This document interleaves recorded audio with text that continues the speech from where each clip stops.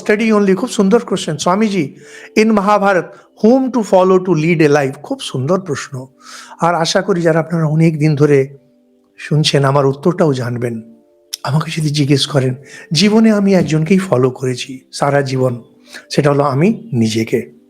কাউকে জীবনে ফলো করিনি, নেতাজিকেও না, গান্ধীজিকেও না, স্বামীজিকেও না, কাউকে না। হাই, আমি তো নিজেকে ফলো করি। তা আমি বললাম এই শরীরটা একটা মেশিন, চারিদিক থেকে নিচ্ছে, সেখান থেকে শরীর মন তৈরি হচ্ছে।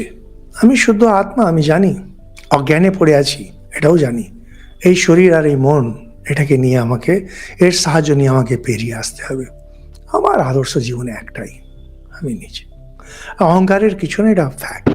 আর সেকেন্ড, জানবেন কারো জীবনে কখনো কেউ আদর্শ হয় না, ওগুলো মুখে বলার জন্যে। সবারই জীবনে আসলে সে নিজেই আদর্শ হয়।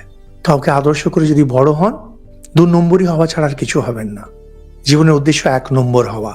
1 নম্বর যদি না হন, কিছু হবেই না। আজ পর্যন্ত কেউ কারোর কিছু কোয়ালিটিস আপনি নিতে পারেন, 100% কোয়ালিটিস কখনো নিতেই পারবেন না, কারণ তখন আপনি নকল জিনিস হয়ে যাবেন। সবাই ইন্ডিভিজুয়াল। স্বামীজি আদেশ করে গেছেন, তোমাদের ঠাকুর ছিলেন অরিজিনাল, তোমরা সবাই অরিজিনাল হও।